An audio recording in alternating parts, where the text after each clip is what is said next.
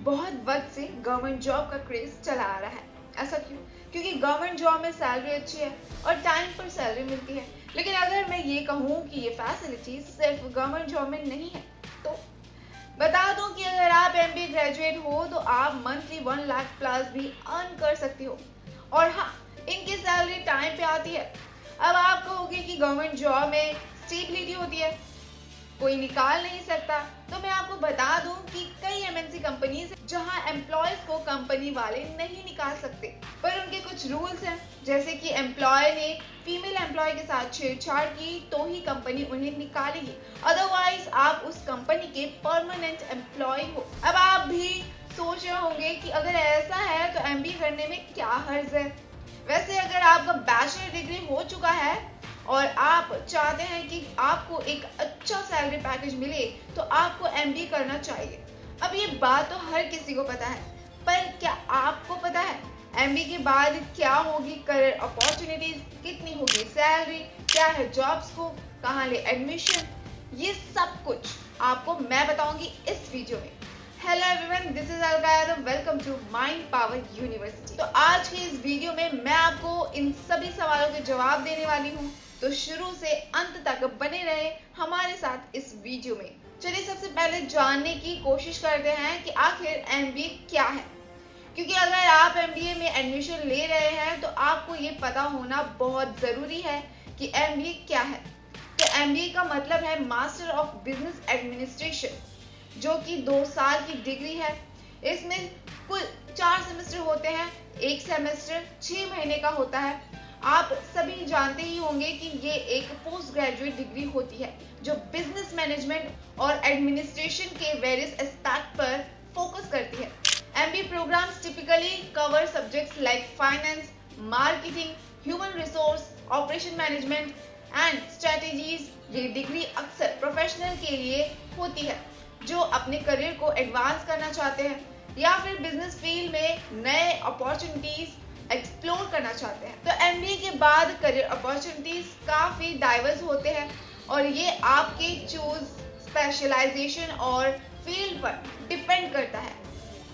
चलिए कुछ common career opportunities के बारे में बात करते हैं। पहला है कंसल्टिंग।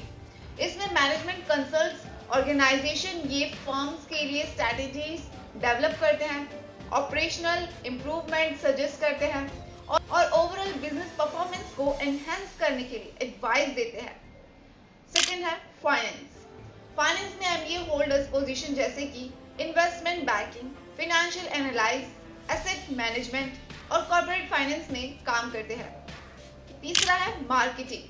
मार्केटिंग में MBA holders marketing strategies develop करते हैं, मार्केट रिसर्च कंडक्ट करते हैं, प्रोडक्ट्स को लॉन्च करते हैं और ब्रांड मैनेजमेंट में काम करते हैं। एंटरप्रेन्योरशिप, ये सबसे बेस्ट पार्ट है एमबीए ग्रेजुएट्स के लिए। बता दूं कि एमबीए ग्रेजुएट्स अपना खुद का बिजनेस भी स्टार्ट कर सकते हैं। एमबीए प्रोग्राम्स के थ्रू होने वाले स्किल्स और नॉलेज उन्हें बिजनेस वेंचर को लॉन्च और मैनेज करने में हेल्प करता है। एमबीए प्रोग्राम के थ्रू होने वाले स्किल्स और नॉलेज उन्हें बिजनेस वेंचर को लॉन्च और मैनेज करने में हेल्प करता है। फिफ्थ है ऑपरेशंस मैनेजमेंट। ऑपरेशंस मैनेजमेंट में MBA holders manufacture process, supply chain management, logistics और ओवरऑल ऑपरेशन को इम्प्रूव करने में इन्वॉल्व होते हैं। ह्यूमन रिसोर्सेज, एचआर में MBA graduates requirement, training, employ relations, performance management और ऑर्गेनाइजेशनल डेवलपमेंट में काम कर सकते हैं। सेवेंथ है टेक्नोलॉजी मैनेजमेंट। टेक्नोलॉजी फर्म्स या टेक ओरिएंटेड रोल्स में MBA holders business strategies develop करते हैं जो टेक्नोलॉजी एडॉप्शन और इनोवेशन को फैसिलिटेट करते हैं। Health care management. Health care industry में MBA holders hospital administration, health care policy और हेल्थ केयर सर्विस मैनेजमेंट में काम कर सकते हैं। ये सिर्फ कुछ कॉमन करियर ऑप्शंस हैं, लेकिन एमबीए होल्डर्स और भी कई फील्ड्स में अपने करियर को बिल्ड कर सकते हैं, डिपेंड ऑन देयर इंटरेस्ट और स्किल्स। अब करियर के बाद जानते हैं सैलरी पैकेज के बारे में। तो MBA ग्रेजुएट्स की सैलरी पैकेज जनरली उनके फील्ड, इंडस्ट्री, एक्सपीरियंस लेवल और लोकेशन पर डिपेंड करता है। सैलरी पैकेज में अक्सर फैक्टर्स जैसे कि जॉब रोल और इकोनॉमिक कंडीशंस भी शामिल होते हैं। चलिए कुछ कॉमन सेक्टर और उनके एवरेज स्टार्टिंग सैलरी पैकेज के बारे में जानते। पहला है कंसल्टिंग। कंसल्टिंग फर्म्स में MBA ग्रेजुएट्स का स्टार्टिंग सैलरी पैकेज 7 से 10 लाख तक हो सकता है, depending on the firms reputation, location और candidate experience. Finance, investment banking में MBA होल्डर्स का स्टार्टिंग सैलरी पैकेज 7 से 10 लाख तक का हो सकता है। कॉर्पोरेट फाइनेंस रोल में स्टार्टिंग सैलरी पैकेज 12 से 15 लाख तक हो सकता है। मार्केटिंग में MBA ग्रेजुएट्स की स्टार्टिंग सैलरी पैकेज 8 से 10 लाख तक हो सकती है, depending on the industry, company size और जॉब रोल। टेक्नोलॉजी कंपनीज में MBA होल्डर्स का स्टार्टिंग सैलरी पैकेज 12 से 15 लाख तक का हो सकता है, depending on their role and company. Health care management में MBA ग्रेजुएट्स की starting salary package 6 to 8 lakh तक हो सकती है, depending on the health care organisation और लोकेशन और जॉब रोल। याद रहे ये सिर्फ एवरेज एस्टिमेट हैं और actual salary packages individual qualifications, skills और नेगोशिएशन एबिलिटीज पर भी डिपेंड करते हैं।